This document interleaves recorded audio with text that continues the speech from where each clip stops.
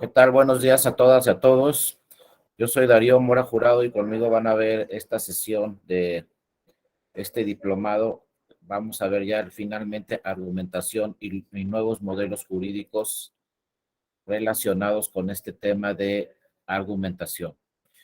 En esta sesión, pues vamos a hacer un repaso general de lo que hemos estado viendo, bueno, que han estado viendo en todo este diplomado de argumentación jurídica y vamos a pues terminar revisando cuáles son los nuevos modelos que se tienen en el mundo para ver cuál es el tema relacionado con la argumentación jurídica, relacionado directamente con los nuevos modelos jurídicos que se tienen en el mundo, en el sistema europeo, en el sistema anglosajón, y luego lo vamos a aterrizar al sistema mexicano, porque de acuerdo con el diseño y el modelo que tengamos, el modelo jurídico que tengamos, de acuerdo con ello viene directamente el tema de la argumentación. Con los nuevos modelos de justicia vamos a tener los nuevos modelos de argumentación. ¿A qué me refiero es con esto? Que pues cambiándose el diseño de un modelo de justicia en un país, también automáticamente cambia el diseño de argumentación para acudir a ese diseño jurídico que se tiene en esa nación. Entonces vamos a revisar rápidamente qué sucede en Europa, qué sucede también en los países anglosajones, como Inglaterra, Canadá y Estados Unidos, y luego lo vamos a traer aquí en México para que ustedes vean exactamente cómo se debe de argumentar, porque estamos acudiendo a diferentes autoridades, entonces el tema de argumentación cambia completamente, ¿no? Pueden ustedes también, les quiero recordar que pueden participar en cualquier momento, pueden poner una manita, pueden abrir su micrófono, en cualquier momento de la sesión. Conmigo nada más vamos a tener la sesión del día de hoy. Entonces, cualquier duda que tuvieran, con toda confianza pueden abrir su micrófono y participar. Ahí está también mis datos, ahí está mi correo electrónico dario.mora@te.gov.mx. Después también me podrían escribir ahí directamente a mi correo electrónico para cualquier tema que tuvieran que revisar relacionado con la materia electoral o también relacionado con la Escuela Judicial Electoral. Ahí estamos a sus órdenes en ese correo electrónico. Y bueno, vamos a empezar. En el mundo tenemos diferentes sistemas de justicia, diferentes sistemas jurídicos. Primero vamos a ir directamente a cómo están en Europa. En Europa tienen un diseño muy avanzado, un diseño supranacional.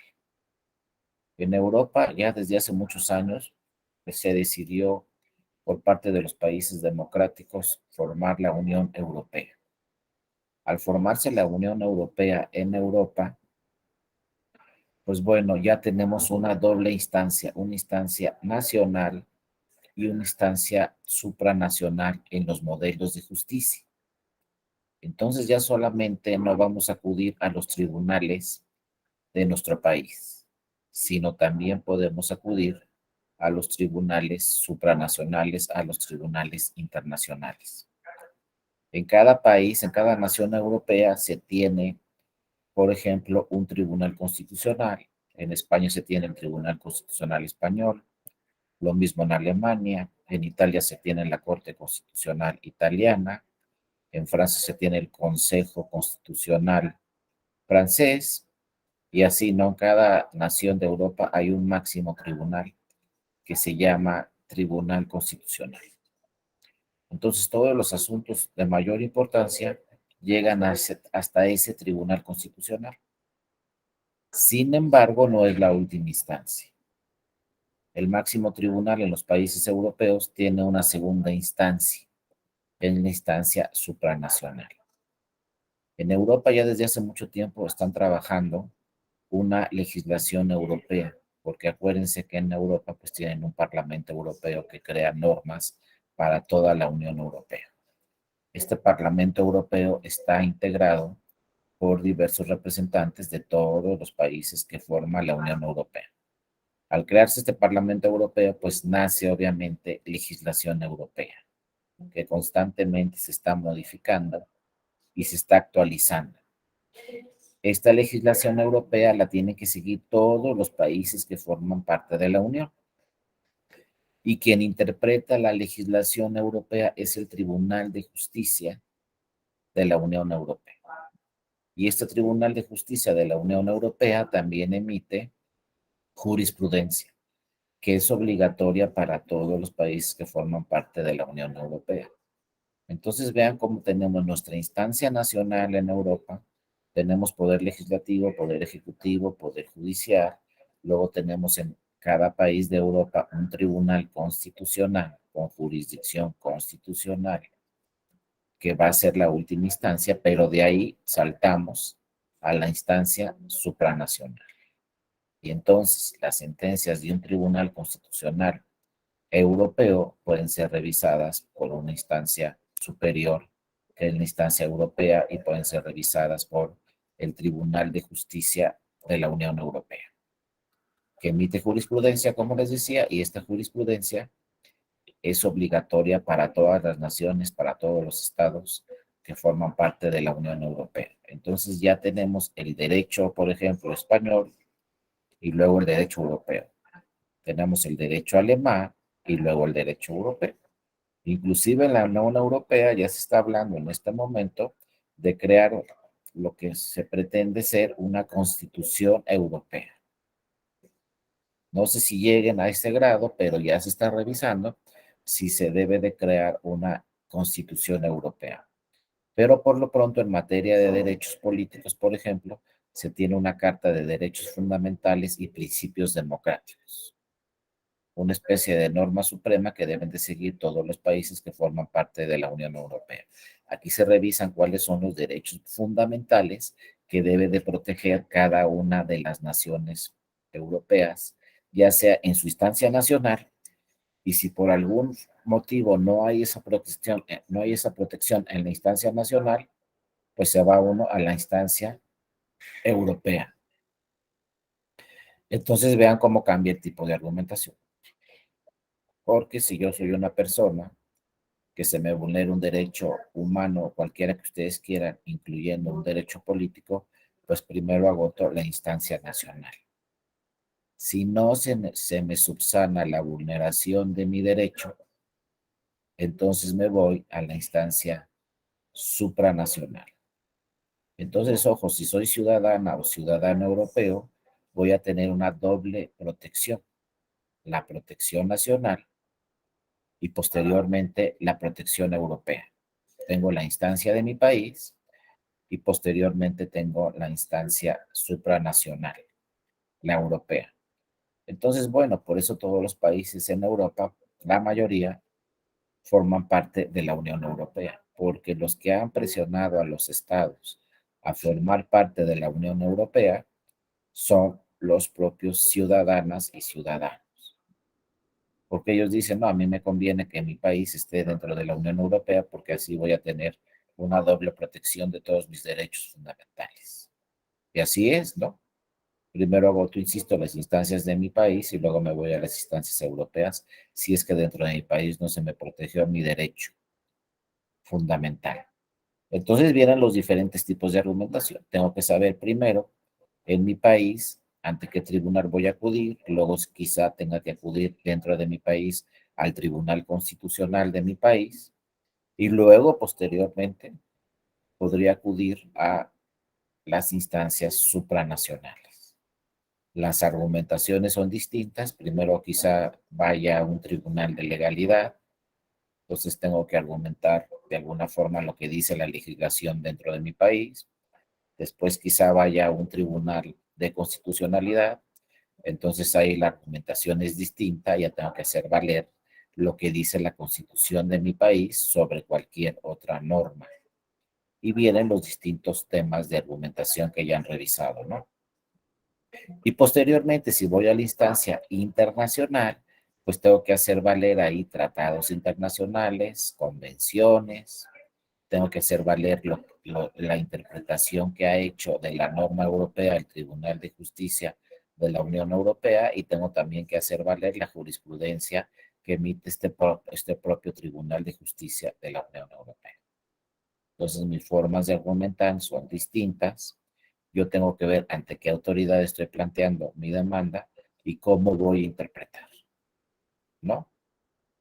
Entonces tengo que revisar exactamente ante qué autoridad estoy para ver cómo van a ser los argumentos que voy a presentar en mi demanda, cuál va a ser mi tipo de argumentación.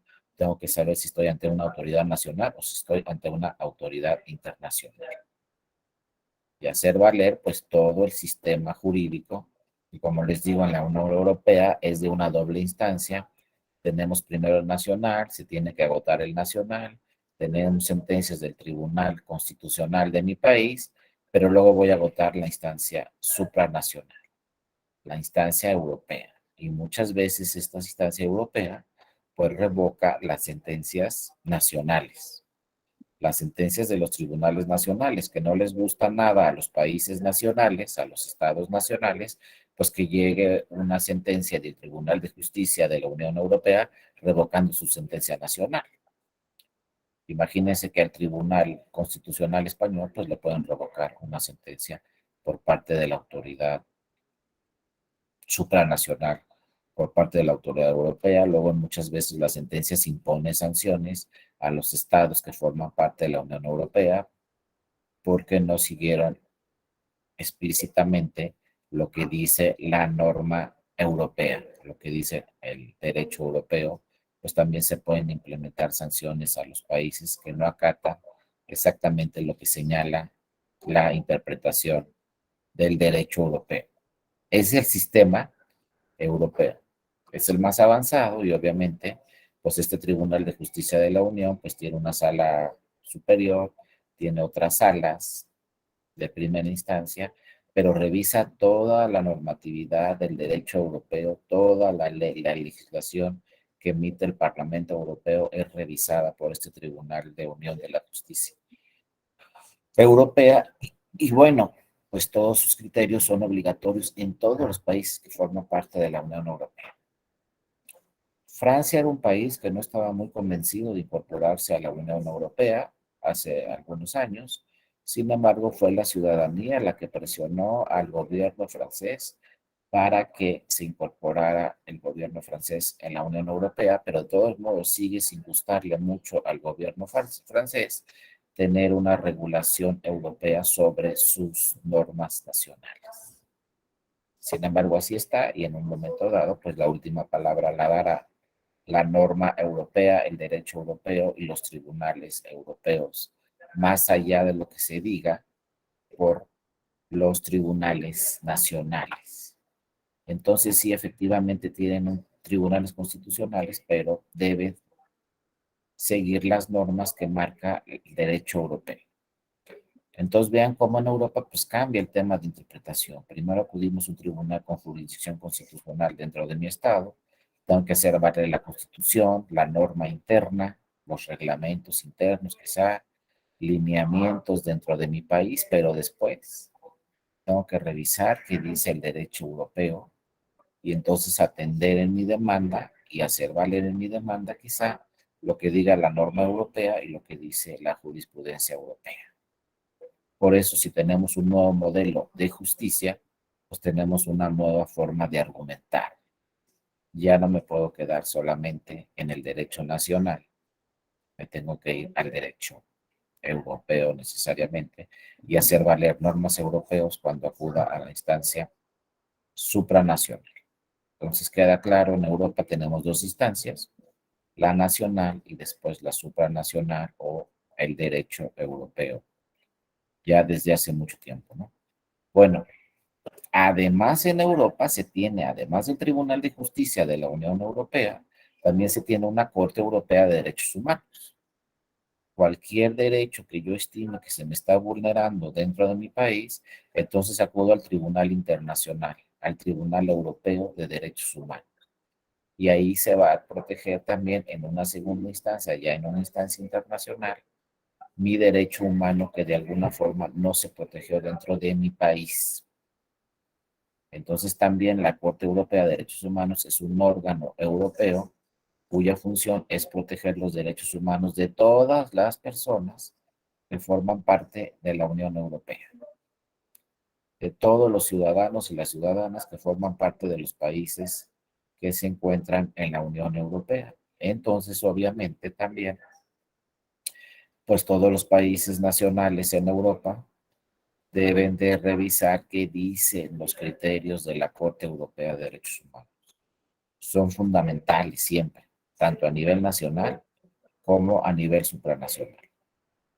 Por eso es muy importante también cuando se entable una demanda, cuando se presente una demanda ante un tribunal, revisar qué está diciendo la Corte Europea sobre los derechos humanos, qué criterios ha emitido, seguir esos criterios porque es muy importante. Y ya sabemos que si estamos en Europa, bueno, después de la instancia nacional, puedo acudir también a la Corte Europea de Derechos Humanos, alegándole o haciéndole valer que dentro de mi país no se protegió ese derecho humano por cualquier motivo. Por lo tanto, los criterios, ¿no? Los precedentes que emita esta Corte Europea de Derechos Humanos son fundamentales en toda Europa y se tienen que revisar.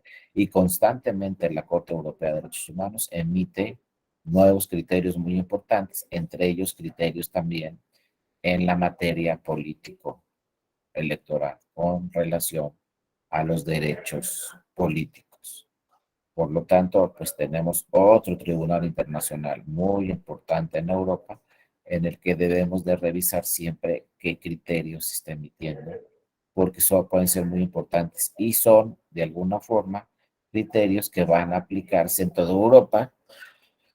Entonces, bueno, si yo soy una persona que vive en Europa, pues ya sé que si no me protegen mi derecho humano dentro de mi país, me voy a la Corte Europea de Derechos Humanos. Entonces vean cómo la forma de argumentar pues también es muy distinta, porque si estoy dentro de una nación, dentro de un Estado europeo, pues ya voy a también en un momento dado hacer valer los criterios que dice la Corte Europea de Derechos Humanos. Por lo tanto, la argumentación que presenten mis demandas será muy distinta. Y también, obviamente, los tribunales constitucionales europeos y sobre todo el Tribunal de Justicia de la Unión Europea, pues también tiene que revisar constantemente qué criterios está emitiendo esta Corte Europea de los Derechos Humanos, también representada por los distintos países que forman parte de la Unión Europea.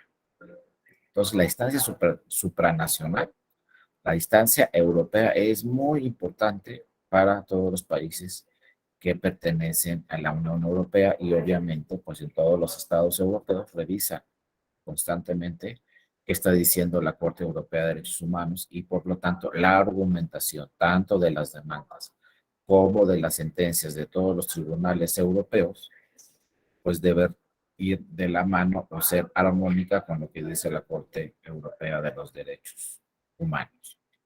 Bueno, eso es en Europa. Ahora nos pasamos a de este lado, ¿no? América. ¿Qué pasa en Estados Unidos? ¿Qué pasa en Canadá? Y por ahí acuérdense también que el sistema anglosajón nace del sistema inglés. Y luego acuérdense también que Inglaterra se salió de la Unión Europea, ya no forma parte de la Unión Europea.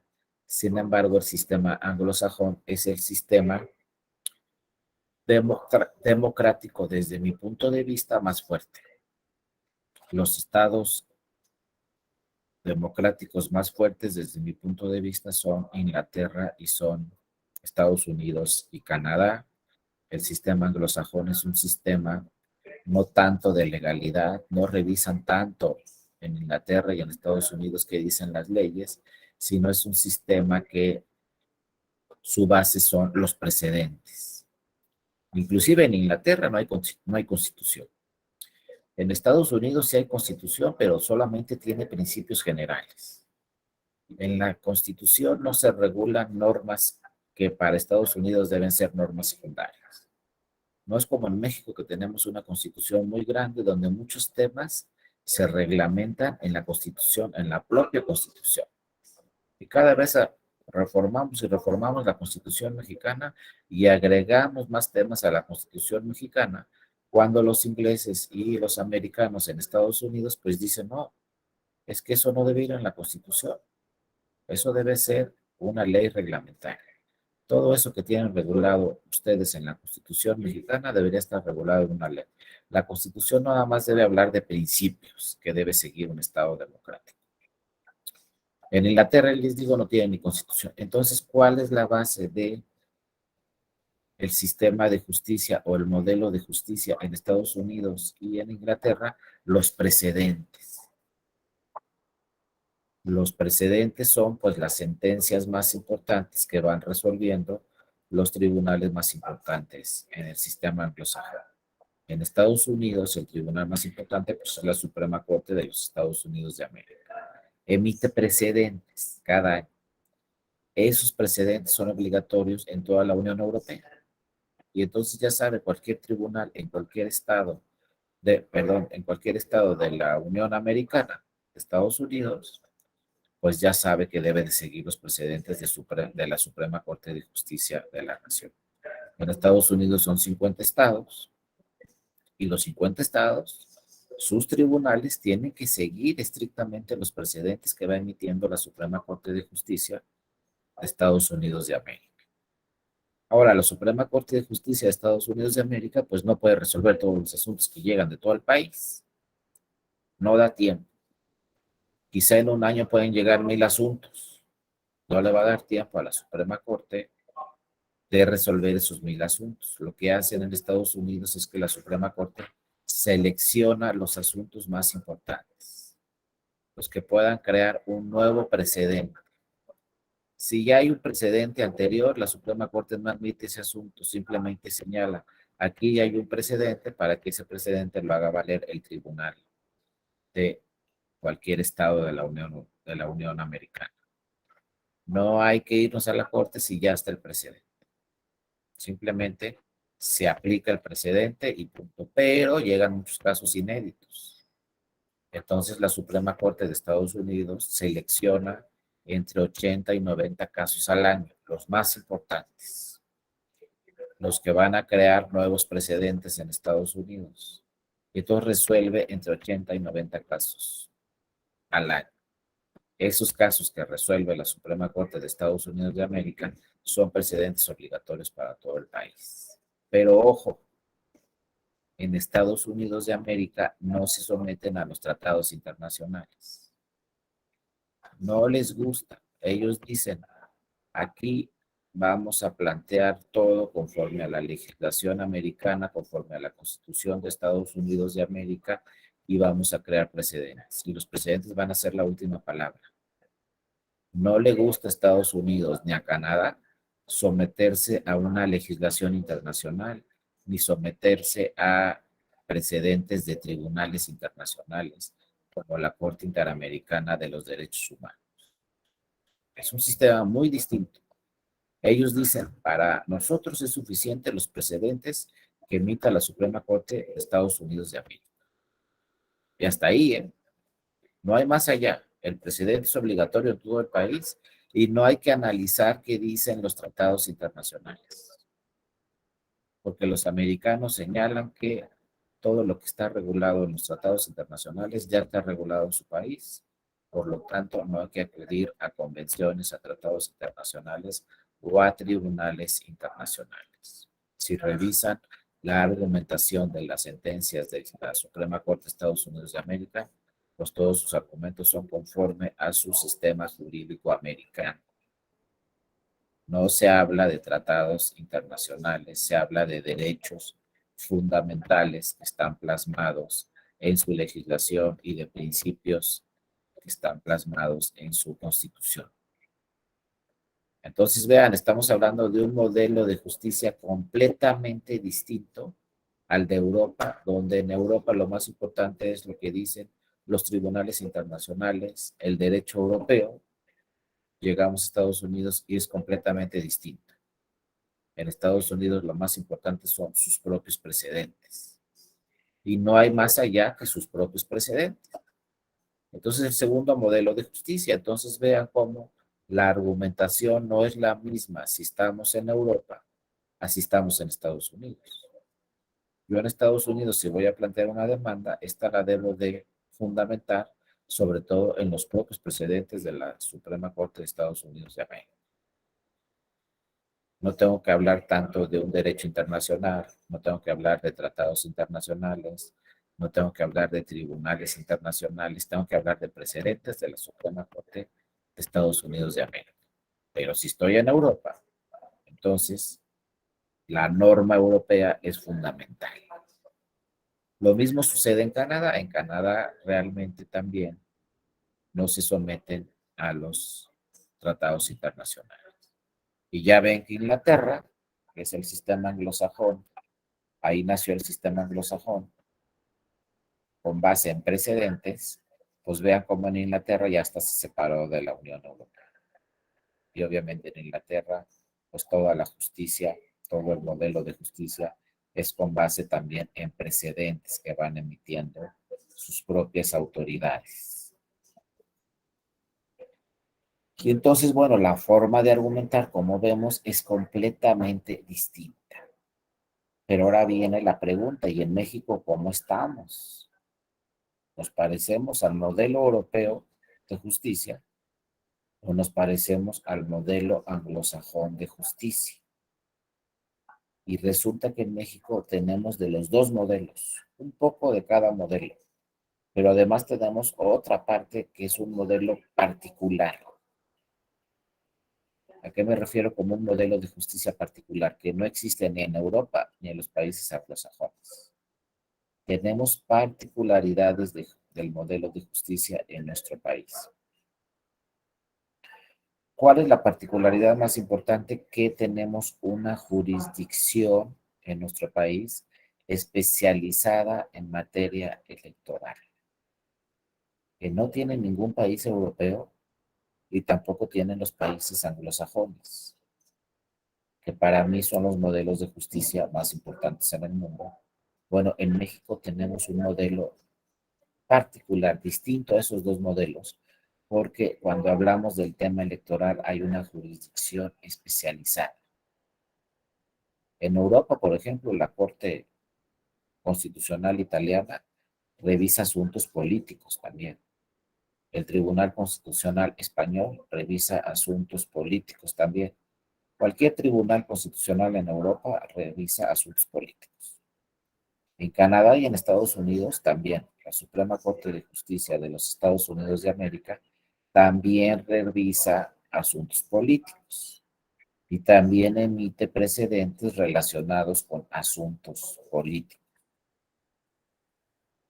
Pero llegamos a México y en México resulta que los asuntos políticos los resuelve otro tribunal, no la Suprema Corte de Justicia de la Nación. Nuestro tribunal, nuestro más alto tribunal, nuestro tribunal con jurisdicción constitucional es la Suprema Corte de Justicia de la Nación para todas las materias. Pero en México tenemos la excepción de la materia política. Para la materia político-electoral tenemos otro tribunal. También es un tribunal con jurisdicción constitucional, pero especializado para la materia político-electoral. Y entonces esto llama muchísimo la atención en otros países, sobre todo de Europa y de Estados Unidos, en Estados Unidos y Canadá, que en México se tenga un tribunal constitucional, pero solo para la materia político-electoral. Entonces, obviamente, la argumentación es muy distinta, porque en México lo primero que tenemos que revisar cuando vamos a plantear una demanda y cómo vamos a argumentar esa demanda, cómo vamos a hacer valer esa demanda, qué argumentos vamos a hacer valer en esa demanda. Lo primero que tenemos que revisar en México es ante qué autoridad vamos a acudir. Ante el Tribunal Constitucional Ordinario, como es la Suprema Corte, o ante un tribunal constitucional especializado, como es el Tribunal Electoral del Poder Judicial de la Federación.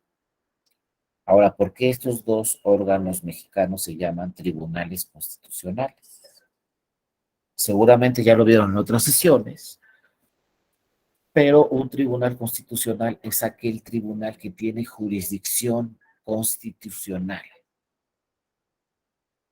En realidad, los tribunales constitucionales se llaman tribunales constitucionales o cortes constitucionales porque tienen jurisdicción constitucional. ¿Qué quiere decir que tienen jurisdicción constitucional? Quiere decir que son tribunales que pueden interpretar directamente la Constitución, no solamente las leyes, sino que son tribunales que pueden revisar qué dice la Constitución, interpretar las normas constitucionales. A ver, ¿por qué este artículo 41 de la Constitución qué dice? Y que es obligatorio conforme al artículo 41 de la Constitución. Esa es una interpretación constitucional. Pero además, son tribunales con jurisdicción constitucional porque pueden rechazar una norma, estos tribunales, cuando no sea conforme a la Constitución. Por ejemplo, la Suprema Corte de Justicia de la Nación puede declarar la invalidez de una norma cuando ésta no se ajuste a la Constitución. ¿Qué norma? Cualquier norma, la que ustedes quieran.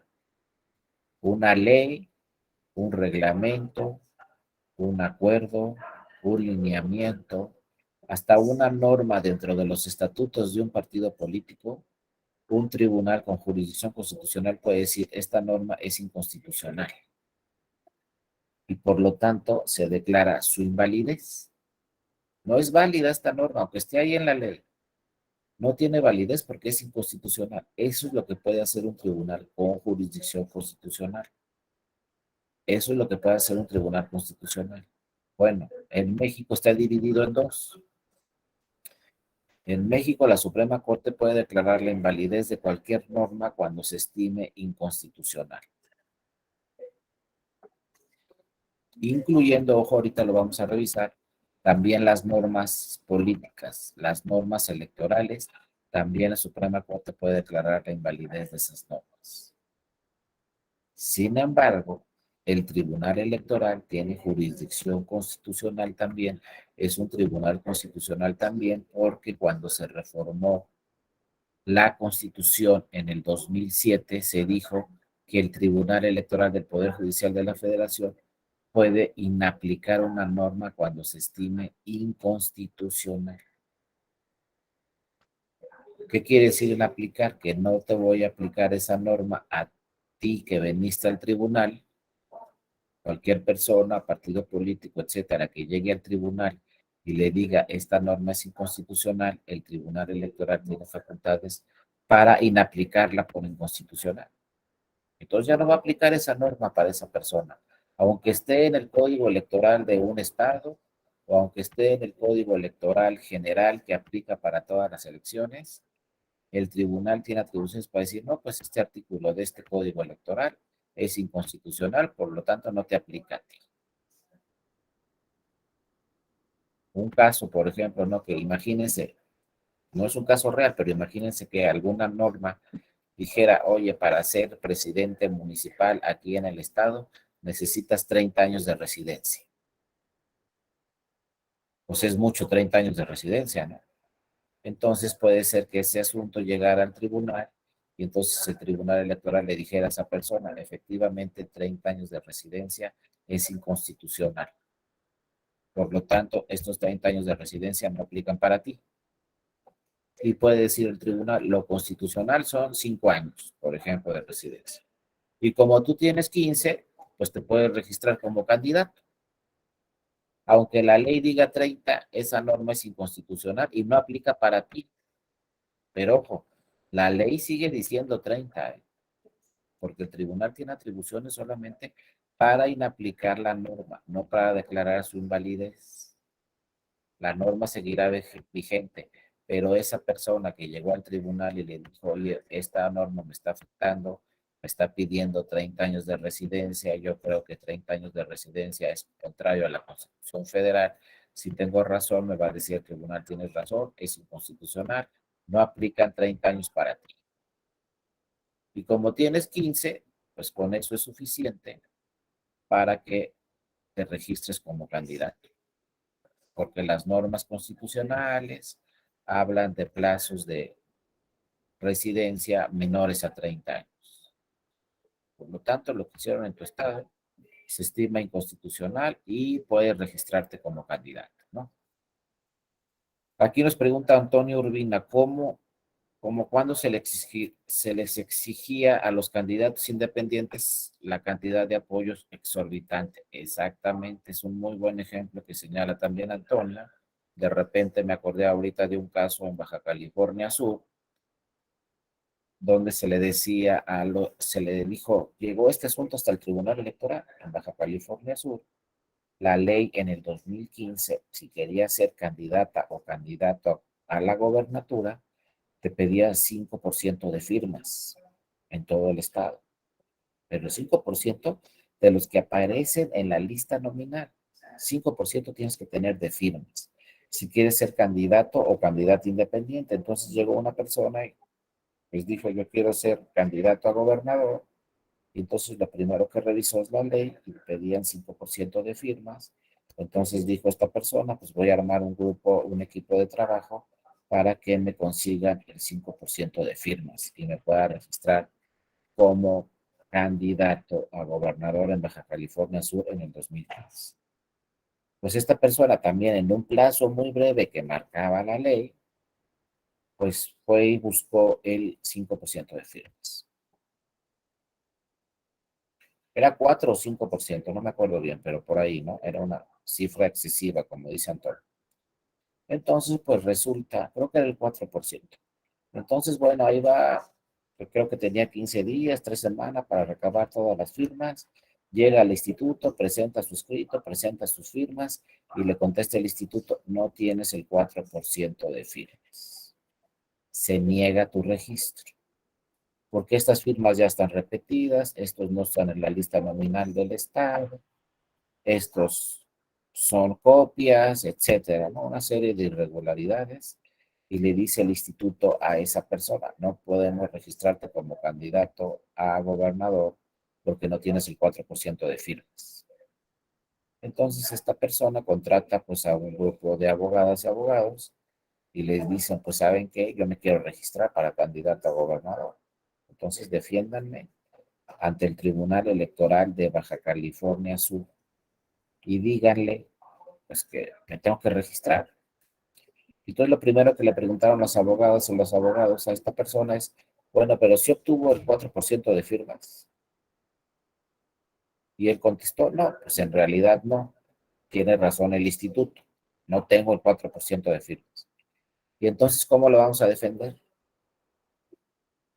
Vean cómo es un tema de argumentación muy importante.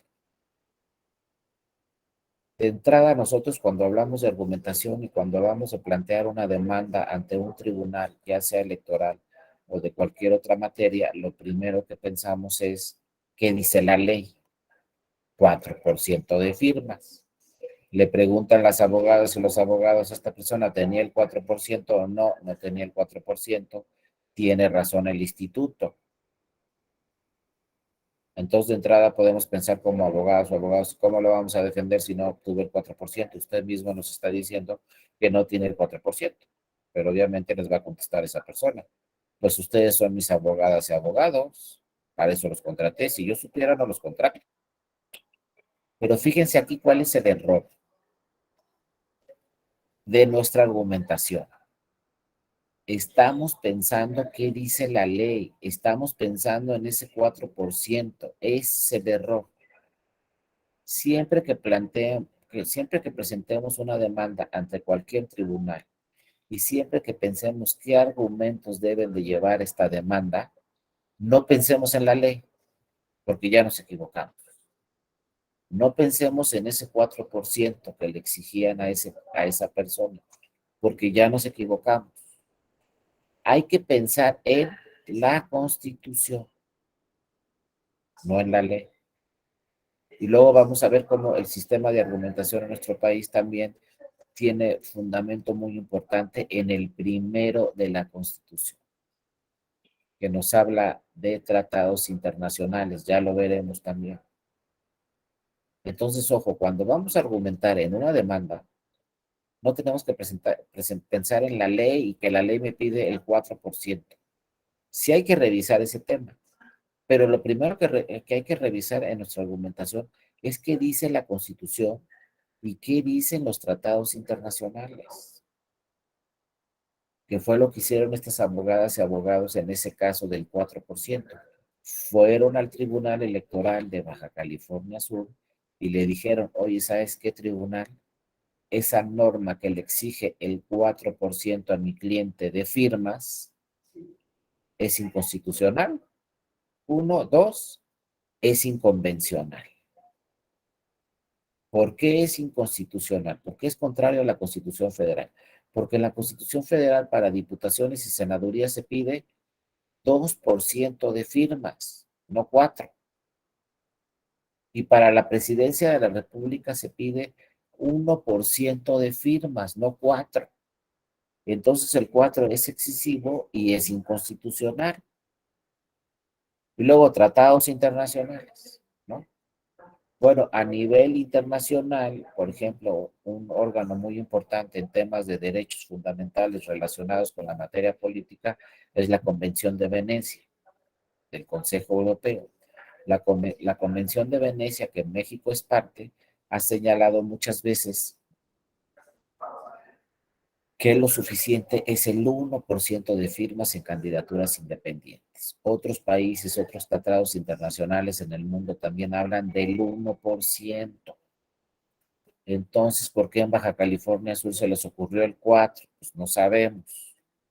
A lo mejor las legisladoras y los legisladores en Baja California Sur dijeron, pues vamos a poner un candado muy importante para las candidaturas independientes y si quieren ser candidatas o candidatos independientes, pues tienen que tener el 4%. Nada más que fue excesivo. Entonces, vean, el argumento de la demanda ante el Tribunal Electoral de Baja California Sur fue constitucional y convencional. No se fueron a la ley. Al contrario, le dijeron al Tribunal Electoral de Baja California Sur, la ley es inconstitucional. Vean cómo se debe de argumentar. Ese 4% es contrario a la Constitución y contrario a los tratados. Es un parámetro muy alto que se le exige a mi candidato, no, digo a mi cliente, no le pueden exigir el 4%. Inaplícale esa norma por inconstitucional y por contraria a las normas internacionales.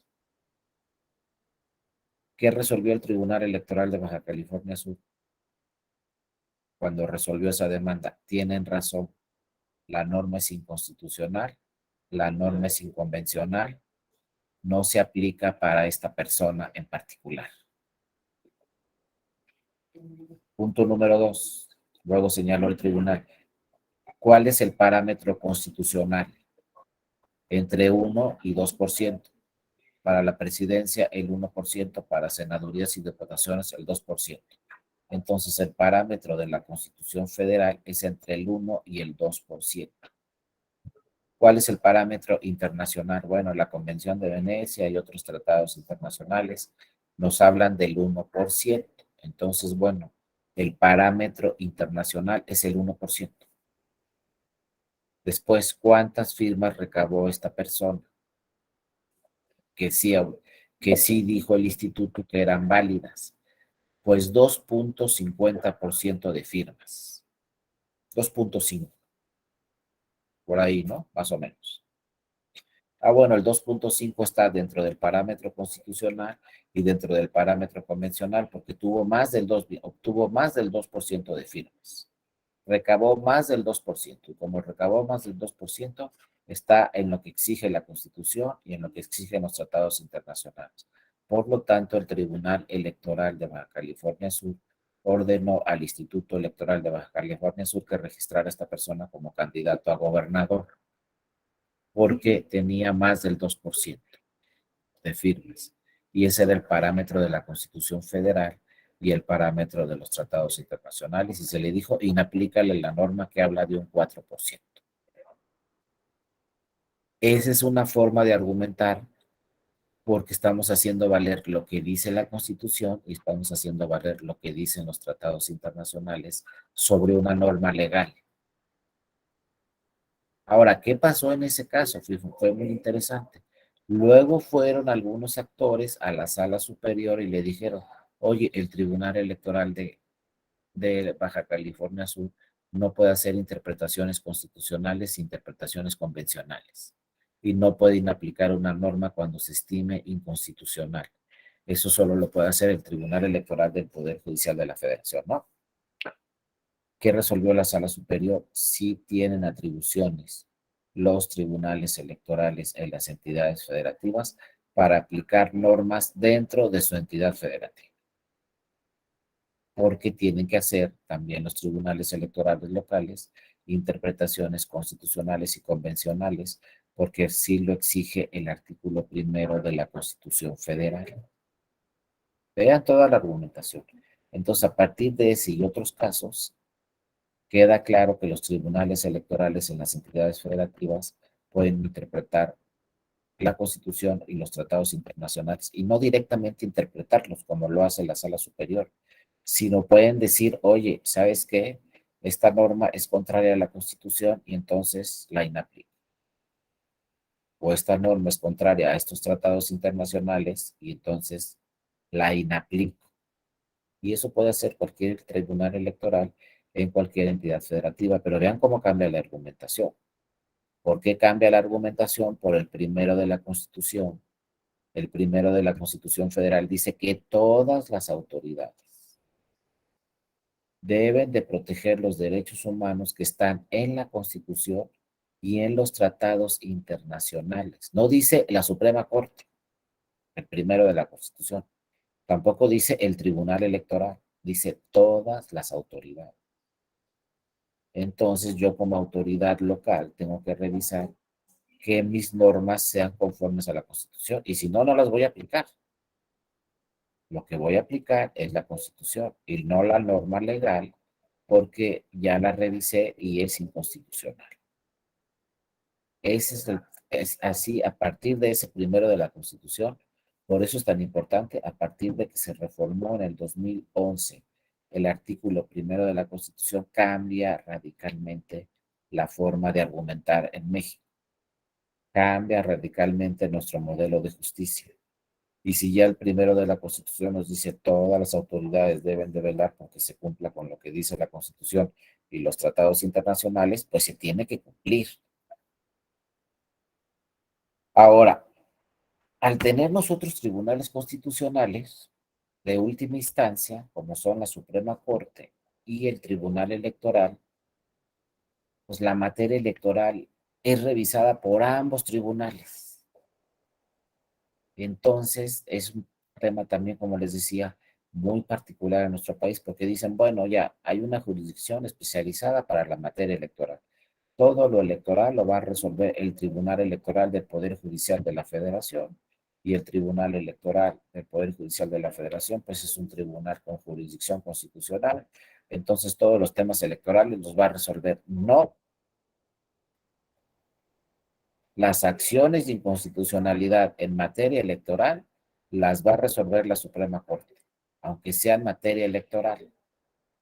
Entonces, eso es lo particular de México, que los dos tribunales constitucionales de última instancia revisan temas electorales.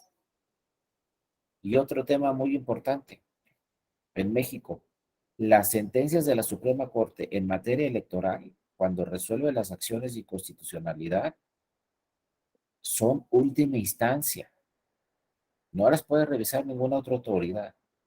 Y dos, las sentencias del Tribunal Electoral del Poder Judicial de la Federación también son última instancia. No las puede revisar ninguna otra autoridad. Entonces, la Corte no puede revisar las sentencias del tribunal y el tribunal no puede revisar las sentencias de la Corte en materia electoral. Pero los dos tienen competencia. Y ahí no la importancia del diseño en México. ¿Cuál es la competencia de la Suprema Corte? Seguramente también ya la revisaron en este diplomado de argumentación. La competencia de la Suprema Corte son las acciones de constitucionalidad en materia electoral. ¿Qué quiere decir esto? Que cuando en un estado, en una entidad federativa se aprueba una nueva norma electoral, un nuevo código electoral, si yo advierto que ese nuevo código electoral tiene normas que son contrarias a la Constitución o contrarias a los tratados internacionales, voy a la Corte y le digo, oye, ¿sabes qué? Suprema Corte declara la invalidez de estos 5 artículos, 6, 7 artículos, 10 artículos, o inclusive la Suprema Corte puede declarar la invalidez de toda la reforma electoral, como ya sucedió en 2 casos. En Colima y en Oaxaca, la Suprema Corte declaró la invalidez de toda la reforma electoral porque no cumplió con los procesos de reforma, primera lectura, segunda lectura, conclusiones, etcétera. O sea, el procedimiento que se tiene que hacer en el Congreso Estatal no se cumplió, se hizo más rápido, no se cumplieron con los plazos, y entonces un partido político fue a la Corte y le dijo, oye, aquí en la reforma electoral en Colima no se cumplieron estrictamente con los plazos para la reforma, por lo tanto, ¿sabes qué? Suprema Corte declara la invalidez de todas las normas. ¿Y saben qué resolvió la Suprema Corte? Declaró la invalidez de toda la reforma electoral en Colima en el 2009. Y luego en el 2012 sucedió lo mismo en Oaxaca. Y la Suprema Corte declaró la invalidez de toda la reforma electoral en Oaxaca. Hasta allá llegan las atribuciones de la Corte. Pero en la mayoría de los casos, la Suprema Corte, cuando se impugnan normas inconstitucionales, declara la invalidez en 2, 3, 4 artículos de un nuevo código electoral. Pero esa es la atribución de la Corte, declarar la invalidez. ¿Eso qué quiere decir? Que declara que la norma es inválida para efectos generales, para todos. Entonces, imagínense que un Congreso Estatal aprobó una nueva norma electoral. En esa nueva norma electoral hay 5 artículos que aprobó el Congreso del Estado, pero que no son conformes a la Constitución. Entonces va un partido a la Suprema Corte y le dice, oye, estos 5 artículos yo estimo que son inconstitucionales. Si tiene razón ese partido, la Corte declara la invalidez de esos nuevos 5 artículos. Ya no tienen validez. Aunque estén ahí en el Código Electoral del Estado, esos artículos ya no van a aplicar en el siguiente proceso electoral porque la Corte estimó o los declaró inválidos. Ya no tienen validez para nada. ¿Cuál es el problema de las acciones de inconstitucionalidad de la Suprema Corte? Primero, solamente si tienen 30 días naturales para impugnar una norma. También seguramente ya lo vieron. 30 días naturales. El problema es que si se vence ese plazo, ya no puede acudir ningún partido a la Suprema Corte y ya la norma quedará vigente. Imagínense que un partido político advierte que una norma es inconstitucional, pero ya pasaron los 30 días naturales. La norma quedará ahí vigente. Ese es el primer problema que teníamos con las acciones de constitucionalidad. Si se nos vence el plazo, se nos venció y la norma va a quedar vigente. Segundo tema, ¿quiénes pueden ir vía acción de inconstitucionalidad a la Suprema Corte? Seguramente también ya lo vieron, pueden ir partidos políticos, 2/3 partes de senadoras y senadores, 2/3 partes de diputadas y diputados, las 2/3 partes del Congreso Estatal u otras autoridades, ¿no? Como el fiscal especial o el presidente o el director de la Comisión de Derechos Humanos, etcétera. Hay algunas otras autoridades, ¿no? Pero, ¿cuál es el problema? No podemos ir ciudadanas y ciudadanos a la Corte. Y ese es un verdadero problema, porque imagínense que yo quiera ser candidato dentro de una entidad federativa y entonces, bueno, pues reviso la legislación y advierto que ahí hay una ley inconstitucional, hay una norma inconstitucional, y entonces yo no puedo ir a la Corte a decirle, oye, Suprema Corte, esta norma es inconstitucional. Pueden ir las autoridades que ya vimos, ¿no? Pueden ir partidos políticos, pero ciudadanas y ciudadanos no podemos ir a la Suprema Corte. No puede presentar una acción de inconstitucionalidad una ciudadana o un ciudadano.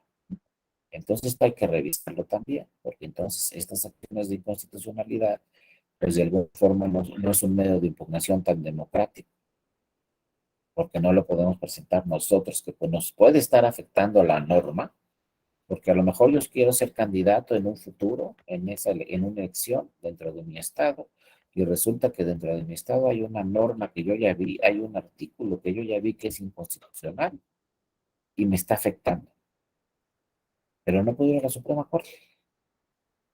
Dentro de esos 30 días naturales para presentar acciones de inconstitucionalidad, una vez que se publica la norma, yo no puedo ir.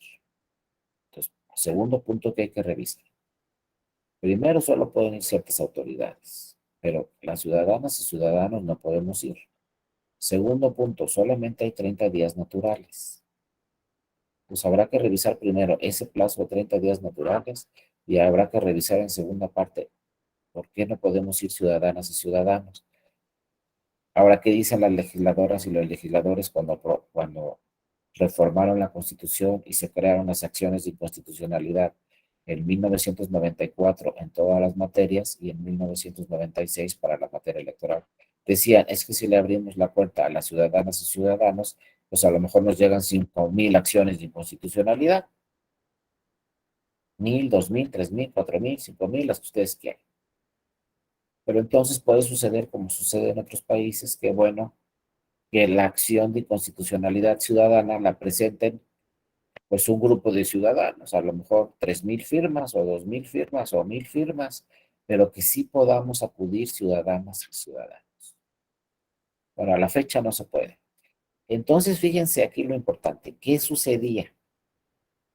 Pues que si estaba ahí una norma inconstitucional y me estaba afectando a mí, que iba a ser candidato después o candidata, pues ¿cómo le impugnaba? Y yo ya vi que es inconstitucional.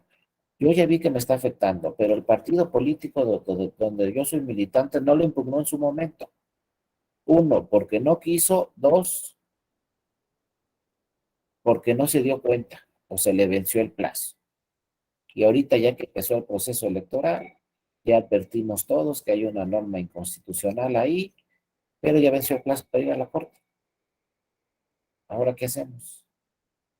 Entonces, fíjense lo que pasó. Empezaron a ir al tribunal electoral, partidos políticos y candidaturas. Y le empezaron a decir al tribunal electoral, ¿sabes qué tribunal electoral? Pues esta norma es inconstitucional, está afectando, ¿no? Interpreta la Constitución sobre esta norma y resuelve este asunto diciendo que esta norma es inconstitucional y que no me va a aplicar a mí. O sea, le empezaron a decir al tribunal, haz interpretación constitucional y realiza interpretación convencional. Y lo empezó a hacer la Sala Superior. Y lo empezaron a hacer las salas regionales del Tribunal Electoral hasta que llegó una contradicción de tesis a la Suprema Corte. Esa contradicción de tesis que llegó en el 2000 y se resolvió en el 2002, se le decía a la Suprema Corte, la Sala Superior, es decir, el Tribunal Electoral en general, no tiene atribuciones para interpretar la Constitución sobre otra nueva norma, sobre una norma legal. Entonces, ¿saben qué resolvió la Suprema Corte? Efectivamente, el único tribunal que puede decir que una norma es inconstitucional es la Suprema Corte de Justicia de la Nación. Estamos hablando de 2002. Entonces, a partir de esa fecha, el tribunal, cuando llegaban los partidos o las ciudadanas y ciudadanos o las candidatas y candidatos al tribunal, les decía, yo no puedo hacer interpretaciones constitucionales. Yo no puedo decir que una norma es inconstitucional y no va a aplicar, o que una norma es contraria a los tratados internacionales y no va a aplicar. ¿Pero qué pasó? Pues lo que tenía que pasar, ¿no? Dijeron los partidos políticos, no, entonces, ¿quién me va a defender sobre una norma inconstitucional? No puedo ir a la corte, como ciudadana o ciudadano, o como candidata o candidato. Tampoco puedo ir al tribunal. Entonces, ¿dónde está mi protección? Sobre una norma inconstitucional, sobre una norma contraria a la Constitución o sobre una norma contraria a los tratados internacionales. Pues, ¿qué pasó? Se dieron cuenta de ese tema los partidos políticos y entonces viene la reforma electoral a la Constitución y a la ley en 2007 y 2008 y reforman la Constitución. Los partidos políticos, obviamente, vía sus grupos parlamentarios en el Senado de la República y en la Cámara de Diputadas y Diputados y en los congresos estatales. Reforman la Constitución en el 2007 y se le dan atribuciones al Tribunal Electoral de ser un tribunal con jurisdicción constitucional. Y a partir de 2007 dice la Constitución que el Tribunal Electoral puede aplicar normas cuando se estimen inconstitucionales. Entonces, a partir de esa fecha, también cambia radicalmente la forma de argumentar nuestras demandas ante el Tribunal Electoral. Porque ahora sí ya podemos llegar con toda la seguridad y decirle al Tribunal Electoral, inaplícame esta norma por inconstitucional. Ya tenemos acceso por primera vez, conforme a la Constitución, las ciudadanas y los ciudadanos para decirle a un tribunal, esta norma es inconstitucional. Pero fíjense, fue hasta 2007. Ya el acceso lo había dado el Tribunal Electoral antes, pero luego le dijo la Corte al tribunal, tú no lo puedes hacer tribunal. Y se impidió ese acceso. Pero en 2007, el Poder Legislativo reaccionó a ese tema, lo hizo de una forma eficiente y dijo, bueno, ¿sabes qué, tribunal? Sí vas a darle acceso a las ciudadanas y a los ciudadanos, porque si no, ¿quién va a proteger sus derechos constitucionales frente a una norma que se estima inconstitucional? Pero les digo, no estamos hablando de hace 1000 años, estamos hablando de 2007, donde ya se puede decir claramente el Tribunal Electoral del Poder Judicial de la Federación tiene jurisdicción constitucional. Puede inaplicar una norma cuando se estime inconstitucional o cuando se estime inconvencional. Pero ojo, nos quedamos a la mitad. ¿Por qué? Porque, a ver, los que van a la Suprema Corte, como pueden ser los partidos políticos, vía acción de inconstitucionalidad, imagínense que ustedes sean un partido político, ¿no? Y quieran impugnar una norma ante la Suprema Corte. Pues van a presentar su demanda, van a revisar los argumentos de su demanda, van a revisar por qué le están diciendo a la Corte como partido político que esa norma es inconstitucional y que declare su invalidez. Esos van a ser los argumentos. Oye, declara esta norma inconstitucional porque es contraria a la Constitución por esto, esto y esto. Muy bien. Después, ¿en qué plazo van a ir? ¿Cuándo les va a resolver el tribunal? ¿Qué medio de impugnación tiene que ser? Acción de inconstitucionalidad. ¿Dónde van a revisar todo eso? En la ley reglamentaria de acciones de inconstitucionalidad. Revisan la ley reglamentaria que habla de acciones de inconstitucionalidad, revisan el tema de acciones de inconstitucionalidad en materia electoral, pues ya se sabe cuáles son los plazos para presentar la demanda, cuándo va a resolver esa acción de inconstitucionalidad la Corte. También van a ver en la ley que los plazos para resolver una acción de inconstitucionalidad cuando se trate de la materia electoral son mucho más breves que los plazos para una acción de inconstitucionalidad de otra materia, porque urge en materia electoral. Obviamente la Suprema Corte debe declarar la invalidez de una norma electoral, pues antes de que inicie el proceso electoral. Entonces, por eso, las acciones de inconstitucionalidad se resuelven en plazos mucho más breves.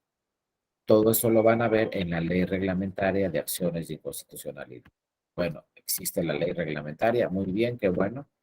Lo que hay que revisar de esa ley reglamentaria es por qué no podemos ir ciudadanas o ciudadanos, solamente partidos políticos y otras autoridades. Bueno, hasta ahí estamos bien.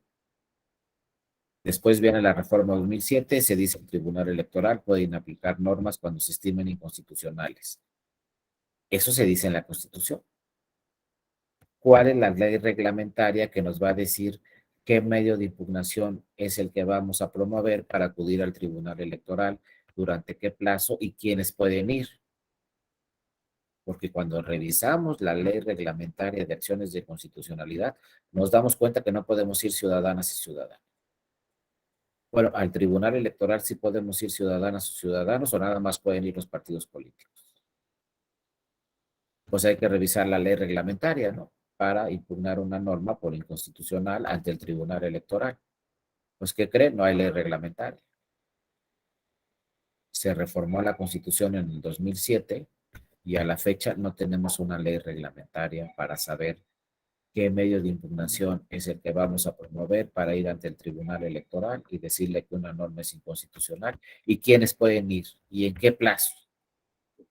No hay una ley reglamentaria, pero entonces, ¿qué hacemos? Está la reforma constitucional de 2007. ¿Qué sucede? Que empiezan los partidos políticos a ir al tribunal y decirle, inaplícame esta norma por inconstitucional, pues le da entrada el tribunal a los partidos políticos, en atención a la tutela judicial efectiva del que habla el 17 de la Constitución y de los que hablan diversos tratados internacionales. Dice el tribunal, pues no les voy a negar la entrada a los partidos políticos. ¿Qué medio de impugnación? Pues con el que lleguen. Tampoco les voy a negar el acceso. Si no hay una ley que dice tiene que ser este medio de impugnación, o no se creó o no se creó en la ley un medio de impugnación específico para impugnar normas inconstitucionales, pues dice el tribunal será cualquier medio de impugnación. Bueno, hasta ahí vamos bien. Luego empiezan a ir las ciudadanas y los ciudadanos, los candidatos y las candidatas a decirle esta norma es inconstitucional, me está afectando tribunal.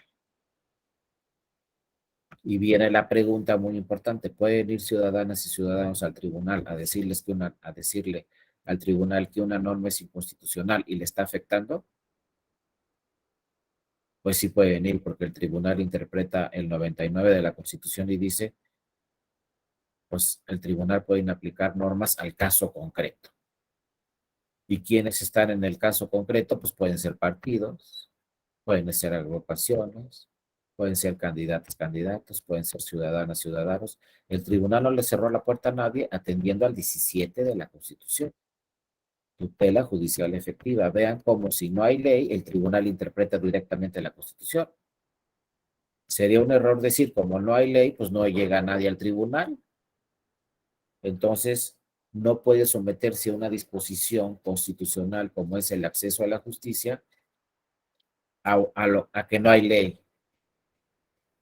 La Constitución no puede esperarse a que exista una ley para que se aplique la Constitución. Si no hay ley, se interpreta directamente la Constitución. ¿Y qué nos dice directamente la Constitución? Tutela judicial efectiva. Entonces, a pesar de que no hay una ley reglamentaria, a partir de esa reforma de 2007 puede ir cualquier persona al tribunal, vía cualquier medio de impugnación durante todo el proceso electoral, a decirle, esta norma es inconstitucional, me está afectando. Ojo, solo al caso concreto. Si yo voy, como vimos este caso de Baja California Sur, si voy al tribunal y le digo, oye, este 4% es inconstitucional, y tengo razón, me va a decir el tribunal, solamente si me aplica a ti, porque veniste al tribunal. Pero ese 4% que dice la ley sigue vigente. Ese es otro tema que también hay que revisar. Porque el tribunal electoral solamente inaplica la norma al caso concreto. Si el tribunal electoral ya se enteró que esa norma es inconstitucional, ya la revisó y ya le dijo a la persona, ¿sabes qué? Es inconstitucional. Pues muchos dicen lo que debería de proceder es que el tribunal declare la norma inconstitucional, pero para efectos generales, para todos. Oye, ya vi que la norma es inconstitucional, pues ya declaro la invalidez de la norma en este proceso electoral para todos. Pero no, la ley no es así. Digo, perdón, la Constitución no dice así. La Constitución dice al caso concreto. Entonces, la ley siempre va a estar vigente. El Tribunal Electoral solamente va a inaplicar esa norma al caso concreto y la ley seguirá vigente para todos los demás. Entonces, para que se me aplique una norma por inconstitucional, pues tengo que ir al tribunal, a fuerzas, porque si no, esa norma seguirá vigente. Por ejemplo, en el caso de Baja California Sur, esa norma del 4%, ahí sí dijo el legislador, oye, pues si ya me dijo el tribunal que la norma es inconstitucional porque el 4% está exagerado, pues los legisladores ahí de una forma muy correcta, las legisladoras y los legisladores de Baja California Sur, después reformaron el Código Electoral de Baja California Sur y le quitaron ese 4%. Pero ya fue el legislador. La sala superior, la sala regional y los tribunales electorales no pueden declarar la invalidez de la norma para efectos generales. Solamente lo puede hacer la Corte. El tribunal electoral o cualquier tribunal electoral solamente pueden aplicar la norma al caso concreto. Entonces vean cómo nuestra argumentación es distinta. Pero yo tengo que llegar al tribunal, decirle, esta norma me está afectando, demostrarle al tribunal que la norma me está afectando, y entonces si el tribunal que declare en un momento dado, la inaplicación de esa norma por inconstitucional. O nace otra figura muy importante, por inconvencional. Fíjense, aquí es este tema también que lo vamos a tocar, que es muy importante. ¿Qué pasa en Europa? Primero me voy al Tribunal Nacional, como ya vimos, al Tribunal del Estado, del país, y después en una segunda instancia me voy al Tribunal Internacional. A lo mejor es el Tribunal de Justicia Europeo, a lo mejor es el Tribunal o la Corte Europea de Derechos Humanos, pero ya que voté en la instancia nacional, me voy a la instancia internacional. Doble instancia en Europa, la nacional y la supranacional, ya lo revisamos. ¿Qué pasa en México en materia electoral? ¿Nos podemos ir a la instancia internacional? Resuelve la sala superior. Después me puedo ir a la instancia internacional. ¿Cuál es? Pues podría ser la Corte Interamericana de Derechos Humanos. ¿Qué hizo Castañeda? Acuérdense, cuando no había candidaturas independientes. Se fue primero al tribunal, a la Corte, luego se fue al Tribunal Electoral. Los dos tribunales constitucionales le dijeron, es que sabes que no hay normas relacionadas con las candidaturas independientes. No, pero que lo dice la Constitución, sí, pero no hay normas legales. Entonces no podemos implementar las candidaturas independientes porque no hay una legislación y además no hay medios de impugnación para que tú impugnes ese tema.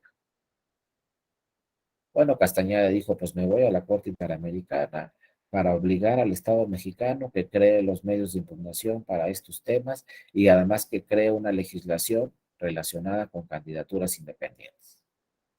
Se fue Castañeda a la Corte Interamericana de Derechos Humanos, ganó el asunto. La Corte Interamericana de Derechos Humanos le recomendó al Estado mexicano, ¿sabes qué? Pues tienes que crear la figura de candidaturas independientes y toda su reglamentación. Y entonces pasaron 4, 5 años, 6, por ahí, no tengo exacto el dato, y entonces ya las legisladoras y los legisladores crearon desde la Constitución las candidaturas independientes. ¿Cuántos años pasaron? Pues no tengo el dato exacto, pero imagínense que 6. 6, 7 años, ¿no?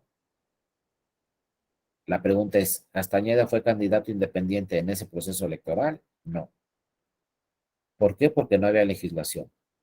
Tuvo que irse a la legislación internacional y duró el asunto 5 o 6 años, lo ganó, pero ya nunca fue candidato independiente porque el proceso electoral ya había terminado. Desde hace mucho tiempo. Él quería ser candidato independiente a la elección presidencial, recuerdo. Yo creo que ya había pasado toda la presidencia de esos 6 años y él todavía no lo resolvía en el asunto, la Corte Interamericana. Entonces, ¿qué experiencia queda con este tema? Pues que sí podemos ir a la instancia internacional como en Europa, pero ya no va a resolver el tema de esa elección.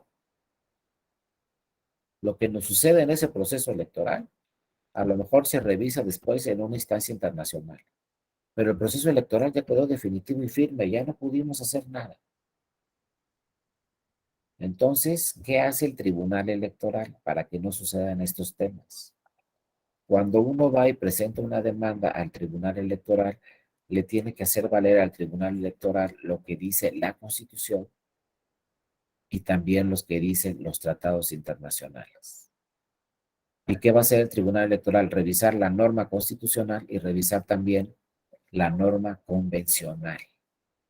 O sea, el tribunal a la misma vez va a revisar lo que dice la norma nacional y lo que dice la norma internacional. Lo que hacen en Europa en 2 instancias, en México el Tribunal Electoral lo hace en una sola instancia, porque ya sabe el tribunal que no le da tiempo a esa persona de acudir a una instancia internacional y resuelva dentro de ese proceso electoral. Pues imagínense que que yo quiera ser candidato a gobernador y me digan tiene 30 años de residencia, dice la ley, y diga, no, pues me voy a ir hasta la instancia internacional. ¿Cuándo va a resolver la instancia internacional? 3, 4 años después ya no me registré como candidato, ¿verdad? Imposible. Pues, no. El tribunal me tiene que resolver 3, 4, 5 días después, porque se vence la fecha del registro. Entonces, sobre esa norma, que es para que yo me registre como candidato, me tiene que resolver en una semana. Entonces dice el tribunal, entonces yo voy a tener que revisar lo que dice la Constitución y revisar lo que dicen los tratados internacionales. Entonces el tribunal ejerce lo que se llama control constitucional y control convencional al mismo tiempo. En Europa nos dicen el control constitucional lo hace el Tribunal Constitucional Español y el control convencional lo hace el Tribunal de Justicia Europeo o la Corte Europea de Derechos Humanos. Dos instancias. Aquí en México, como es materia electoral, el control constitucional y el control convencional los tiene que hacer el Tribunal Electoral al mismo tiempo. Y entonces el Tribunal Electoral tiene que revisar normas constitucionales y normas convencionales, al mismo tiempo, y cuando resuelve el tribunal tiene que justificar su sentencia con base en la Constitución y con base en los tratados internacionales.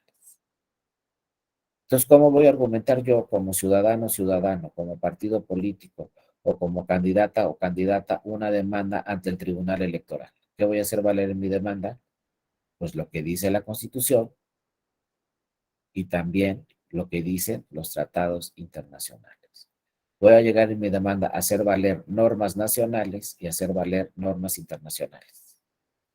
Todo, como decimos en México, de un jalón, al mismo tiempo.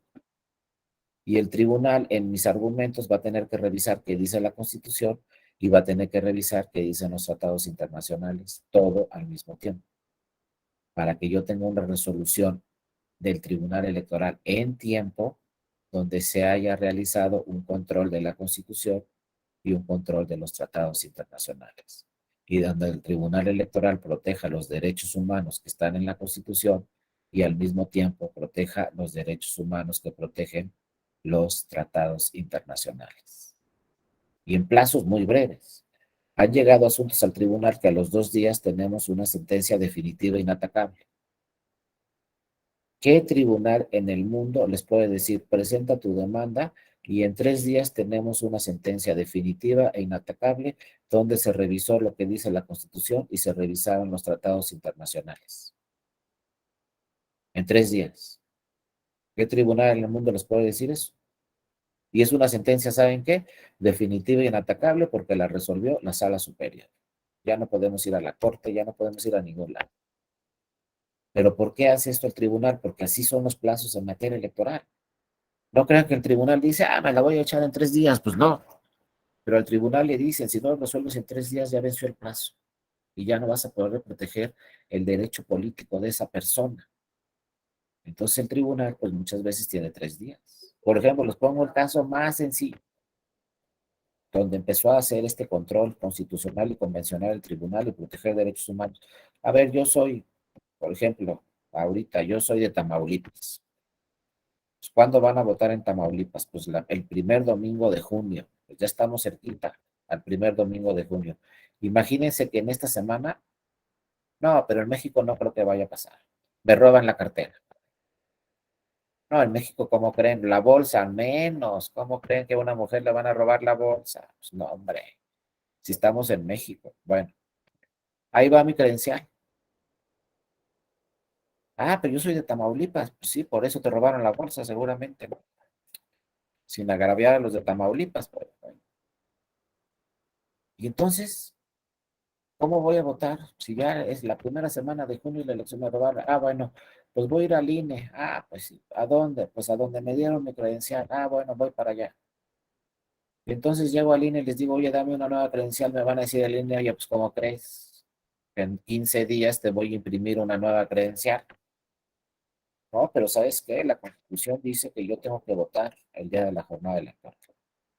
Y no porque me roben mi credencial voy a perder ese derecho constitucional y es un derecho también convencional que está en los tratados internacionales. Entonces yo lo que les voy a decir a los del INE es, ¿saben qué? Pues denme mi formato de JDC. Así, sencillito. Pues, ¿qué es eso de formato de JDC? Pues es una demanda. ¿Qué voy a poner en el formato de JDC que me van a dar en el INE? Voy a poner mi nombre, mi dirección, por ahí voy a poner supuestos, robo de credencial y mi firma. Esa es una demanda que estoy presentando justamente donde me dieron mi credencial. Lleno su formato, lo firmo. Y el INE, ese formato, el INE está obligado a mandárselo al tribunal. el INE se lo manda al tribunal, llega la demanda al tribunal y el tribunal, bueno, revisa el tema y le pregunta al INE, oye, la credencial que le robaron a esta persona, ¿estaba vigente? Y va a contestar el INE por lo general, sí, sí estaba vigente. ¿El domicilio era el correcto? Sí, el domicilio era el correcto. Bueno, entonces el tribunal le va a decir al INE, oye, ¿sabes qué? Pues emítele una nueva credencial, imprímele una nueva credencial. Y lo que siempre contesta el INE es, técnicamente no es posible. Y sí, porque a lo mejor si me roban la credencial una semana antes, imagínense, de la jornada electoral, ya no, dice el INE, ya no me da tiempo. Técnicamente es imposible, no tenemos plazos tan breves para emitir una nueva credencial. ¿Y qué tal si le robaron la credencial a 5,000 o la perdieron 5,000 personas? Pues menos vamos a imprimir 5,000 credenciales en una semana, ¿no? O 2 o 3 días o lo que sea. Bueno, entonces dice el tribunal, entonces, ¿sabes qué? Lo que va a pasar en este asunto es que ese ciudadano o esa ciudadana va a votar con los puntos resolutivos de esta sentencia. Porque como no da tiempo de darle su credencial, pero es un derecho constitucional y convencional que vaya a votar el día de la jornada electoral, entonces va a ir a votar con las copias de esta sentencia, aunque no tenga credencial. Porque yo tengo que proteger su derecho a votar.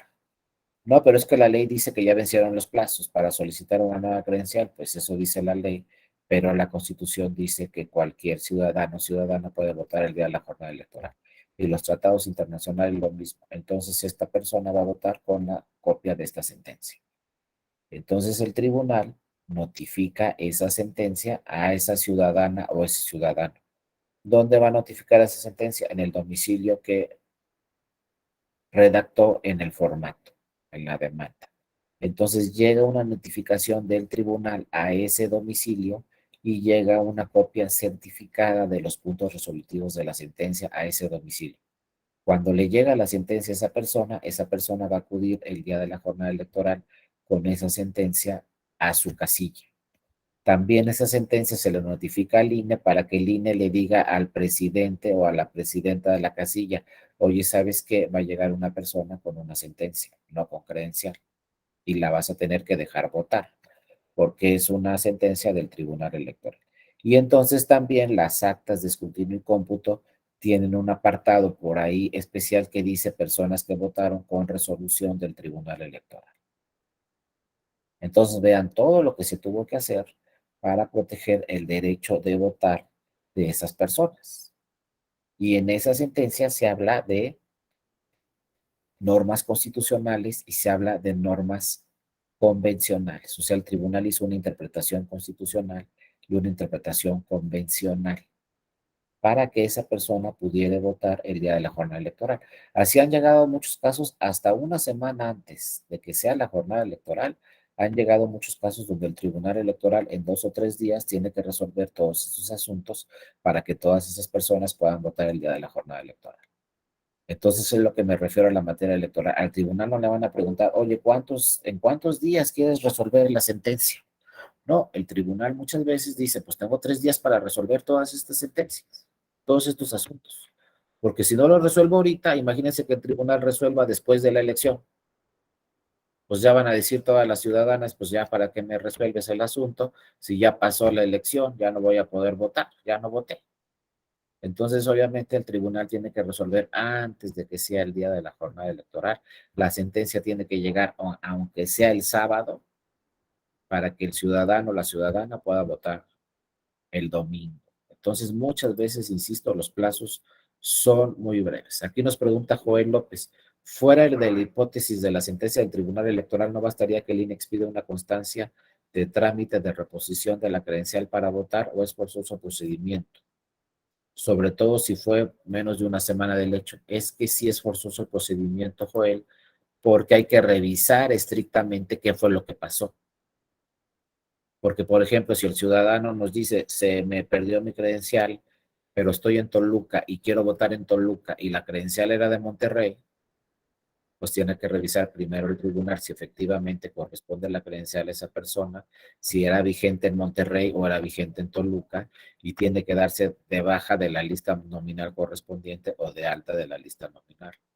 Entonces sí tiene que ser un procedimiento legal porque tiene que revisar el tribunal que estrictamente esté la persona que se le robaron su credencial, pues que esa credencial sea vigente y tiene que revisar exactamente cuál era el domicilio de esa credencial para que no aparezca en dos listas nominales. Si nos dice la persona, oye, estoy en Monterrey, quiero votar en Monterrey, y la sentencia sale a favor de Monterrey, de esa persona, pero resulta que su credencial está en la lista nominal de Toluca, pues no va a poder votar en Monterrey porque él aparece en la lista nominal de Toluca. Por eso es importante hacer todo el procedimiento y que tanto el tribunal como el INE revisen que efectivamente la credencial era vigente y que efectivamente ese domicilio que está señalando en la demanda es el domicilio que está en la credencial y por lo tanto aparece en esa lista nominal. Porque se han dado casos que si nos dice el ciudadano, pues estoy en Monterrey, quiero votar en Monterrey, pero cuando llega el asunto al tribunal, el INE le dice al tribunal, oye, ¿sabes qué? Pues es que está en Monterrey, pero su credencial es de Toluca. Entonces no va a poder votar en Monterrey, aunque él esté solicitando votar en Monterrey y diga que la credencial se la robaron en Monterrey, él aparece en la lista nominal de Toluca. Entonces no va a poder votar en Monterrey. Y entonces a lo mejor no es urgente entregarle su credencial porque hay elecciones en Monterrey, pero no hay elecciones en Toluca. Pues, ¿para qué será hoy tan urgente si él no puede votar en Monterrey? Porque está en la lista nominal de Toluca, ¿me entienden? Por lo tanto, sí se tiene que revisar todo ese procedimiento, pero les digo, el tribunal ha resuelto asuntos donde se perdió la credencial el lunes y la elección es el domingo, porque tiene que cumplirse también con todos los plazos de un procedimiento legal. Pero bueno, siempre en materia electoral así sucede. Por ejemplo, si se solicita que se anule una elección de una gobernatura, por ejemplo, pues a lo mejor se presentan 20 demandas en contra de esa gobernatura, ¿no? Para que se anule la elección. Bueno, esas 20 demandas las tiene que resolver el Tribunal Electoral antes de que sea la fecha de toma de posición del candidato ganador. Si resuelve después el tribunal, ya que tomó posición el candidato ganador a la gobernatura o la candidata, ya no tiene efectos la sentencia. Porque me estás diciendo, quiero que se anule la elección de la gobernatura. Oye, pero ya tomó posición, pues ya no tiene efectos esa sentencia. Entonces, todos los asuntos que se impugnen relacionados con esa elección de la gobernatura se tienen que resolver antes de la fecha en que te toma posesión el candidato ganador. Por ejemplo, si es el 15 de septiembre, entonces el tribunal tendrá que resolver todos los asuntos relacionados con esa gobernatura el 14 de septiembre, porque si no, ya no tiene efectos esa sentencia. Ya tomó posesión el candidato ganador. También esto llama muchísimo la atención en el mundo, en los tribunales europeos, en Estados Unidos y en Canadá, les llama muchísimo la atención que el tribunal tenga que resolver todos los asuntos antes de que tomen posesión. Pero es que si no, ya no tiene efectos. Les digo, nuestro sistema de justicia, nuestro modelo de justicia electoral es muy especializado. En pocos países en el mundo lo tenemos, pero por eso la argumentación cuando vamos ante un tribunal electoral también es muy especializada. Y tenemos que hacer argumentación nacional, argumentación internacional, tenemos que hacer valer lo que dice la Constitución y tenemos que hacer valer lo que dice nuestro, todo en la misma demanda, porque ya no nos va a dar tiempo de irnos ante una autoridad internacional. Entonces al mismo tribunal electoral le dicen, y se vulnera este artículo de esta norma estatutaria y se vulnera este tratado internacional y la jurisprudencia de la Corte Interamericana dice esto y esto y esto. Todo eso se lo vamos a hacer valer al tribunal electoral porque ya no vamos a alcanzar a ir a la Corte Interamericana. Entonces, la jurisprudencia de la Corte Interamericana de Derechos Humanos se la hacemos valer al Tribunal Electoral aquí en México y el Tribunal Electoral va a revisar lo que dice la jurisprudencia de la Corte Interamericana de Derechos Humanos. Y muchas veces le hacen valer al tribunal jurisprudencia del Tribunal de Justicia Europeo, jurisprudencia del Tribunal o de la Corte de Derechos Humanos Europea. Y unos dicen, oye, pero ¿por qué llegas al tribunal y le haces valer esta jurisprudencia de la Corte Europea de Derechos Humanos? Eso no es obligatorio en México. Bueno, no es obligatorio en México, pero a lo mejor ese criterio lo asume la sala superior, dice, tiene razón esta persona, vamos a aplicar el mismo criterio que se aplica en Europa, y si asume la sala superior ese criterio europeo, pues resulta que ese criterio europeo también es obligatorio en México porque ya lo resolvió así la sala superior. La sala superior puede decir, pues este criterio que se aplica en Europa, también lo vamos a aplicar en México. Entonces ya es obligatorio en México. Y entonces vean cómo el tribunal está haciendo un control convencional, está haciendo normas internacionales, las está haciendo obligatorias en México porque sí lo resolvió en una sentencia. Por ejemplo, que los presos puedan votar. A lo mejor es un criterio que viene de Europa, pero si en México dice la sala superior, los presos pueden votar si no tienen sentencia definitiva, pues también en México los presos pueden votar sin sentencia definitiva, atendiendo a la presunción de inocencia y al debido proceso. Y a lo mejor era un criterio que estaba en Europa, bueno, ya está en México y ya es obligatorio, porque en México la sala superior ejerce control convencional y la sala superior revisa todo lo que está sucediendo en el mundo y todos los criterios que emiten los tribunales en el mundo se los trae para México. Entonces estamos ejerciendo control constitucional, control convencional. Por eso la argumentación ante el Tribunal Electoral tiene que ser una argumentación distinta, o sea, completa. Le tenemos que decir al Tribunal Electoral, mira, se están afectando estas disposiciones constitucionales y también se están afectando estas disposiciones de tratados internacionales. O sea, es que tribunal aplica la jurisprudencia de la Corte Interamericana de Derechos Humanos, o sea, es que tribunal pues aplica los criterios del Tribunal Europeo de Derechos Humanos. Y si tengo razón, pues el tribunal los puede aplicar. Pero ojo, entonces el Tribunal Electoral tiene que revisar todo el sistema jurídico, todas las normas que pueden aplicar en México, la Constitución, los tratados internacionales, jurisprudencia de la Corte Interamericana. También es muy importante revisar la jurisprudencia de la Corte de México, la jurisprudencia de la Sala Superior. Todo eso tiene que revisar el tribunal a la hora de resolver un asunto y a veces tiene que revisar todo eso en una semana. Pero nosotros tenemos el gran beneficio que vamos a acudir a un tribunal donde nos va a revisar toda la instancia nacional, todo lo que dice la Constitución, y también nos va a revisar toda la instancia internacional, todo lo que dicen los criterios internacionales. Un mismo tribunal en el mismo momento, y además ese tribunal va a dictar una sentencia que es definitiva e inatacable. Nada que ahora me voy a la corte, no procede. Ninguna sentencia del Tribunal Electoral de la Sala Superior se puede impugnar ante la Suprema Corte. Son definitivas e inatacables. Sí, adelante, Daniela. Buenos días. Te escuchamos, Daniela. Buen día, doctor. Yo, sí, mire, yo solo tengo una pregunta acerca del trámite del JS por pérdida de credencial. ¿Sí puede hacerse en cualquier distrito? Sí, así es, Daniela. Tú tienes que ir al distrito justo donde te dieron tu credencial y les dices, oye, me la robaron o se me perdió. Entonces, lo primero que te van a contestar en el INE, pues es que ya vencieron los plazos para emitirte una nueva credencial. Pero entonces les dices, bueno, denme mi formato de JDC. JDC quiere decir Juicio para la Protección de los Derechos Políticos Electorales del Ciudadano. Les dices, quiero llenar ese formato. En ese formato te van a pedir 4 datos: tu nombre, tu domicilio, por ahí vas a poner supuesto robo de credencial o pérdida de credencial y lo firmas. La pérdida de credencial, cuando uno le dice al INE, se me perdió de mi credencial, el INE lo toma de buena fe. O cuando le digo al INE, oye, me robaron mi credencial, el INE lo toma de buena fe. Solo que llegue otra persona y diga, no es cierto, no se la robaron. A ver dónde están las pruebas. O solo que llegue otra persona y diga, no es cierto, no se le perdió. Solo que presente pruebas un tercero, entonces no se va a tomar de buena fe. Pero de entrada el INE va a decir, no nos van a decir como cuando nos roban nuestro coche, pues vete al MP y presenta una denuncia porque si no, no te paga el seguro.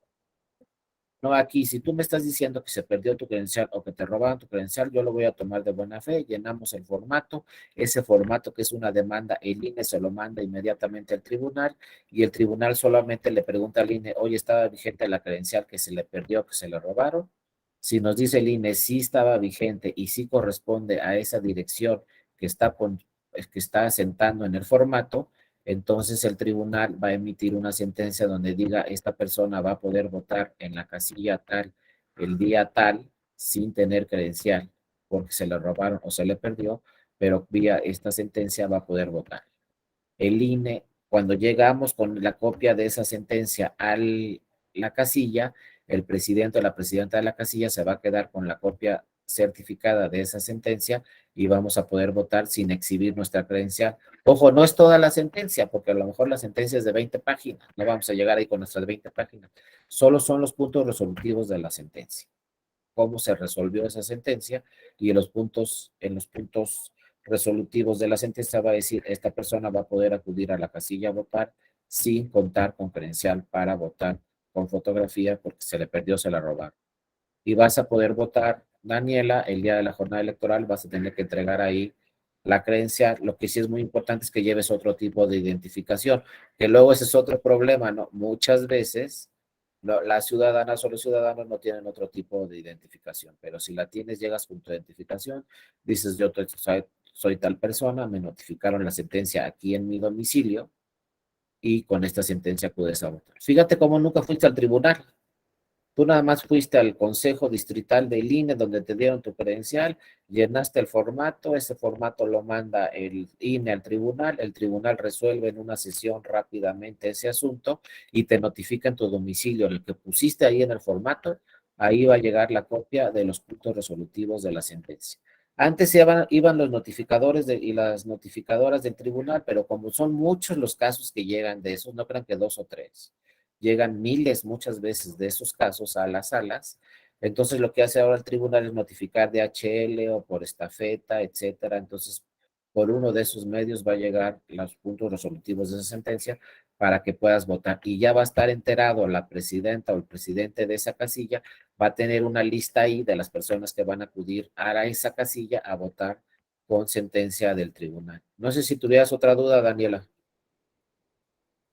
No, doctor, ya quedó aclarado. Gracias, Muchas Daniela. Si gracias. no hay que por eso hay que darle mucha difusión a este tema, porque muchas veces, de veras, yo casi siempre que les digo esto, no está enterada la ciudadanía y dicen, pues se me perdió mi credencial, ya no voy a poder votar. O dicen, me robaron mi credencial, ya no voy a poder votar. O luego dicen, no, presenta una demanda y se imaginan que tienen que contratar a un abogado, que les va a salir muy caro y que quién les va a hacer la demanda. Y realmente les digo, es un formato muy sencillo que tiene listo el INE, en donde ponemos mi nombre, mi domicilio, mi firma y ahí hay supuestos robo de credencial, pérdida de credencial, pongo supuesto pérdida de credencial. Lo mismo sucede en estos casos. Si yo no aparezco en la lista nominal, recuerden que ustedes pueden revisar en internet si están en la lista nominal. Si no aparecen o los excluyeron de la lista nominal, igualmente van al INE y le dicen lo mismo y llenan su formato. Porque muchas veces resulta que nuestro nombre, hay 4 o 5 personas con nuestro mismo nombre. Más si tenemos nombres y apellidos comunes, pues se pueden repetir. Entonces, muchas veces no aparecemos en la lista nominal o nos excluyeron de la lista nominal por algún error que se dio ahí en el tema de las listas nominales, pues también voy a poder votar el día de la jornada electoral. Si este error no es mío, si no es del INE, entonces voy a poder votar el día de la jornada electoral sin aparecer en la lista nominal, porque yo presento mi formato y digo, no aparecí en la lista nominal, el INE le pregunta, el tribunal le pregunta al tribunal, el tribunal le pregunta al INE, oye, ¿por qué no está en la lista nominal? Revisa ese tema el INE y dice, fue un error aquí técnico. Ah, bueno, si es un error técnico, entonces esa persona va a poder votar el día de la jornada electoral. Son los casos más sencillos. Los que les puse más complicados fue como el de Baja California, en donde la ley le pedía 4% de firmas y decimos, es que así dice la ley. Ojo, lo más importante en estos temas, en este diplomado que vieron de argumentación, lo más importante es saber argumentar.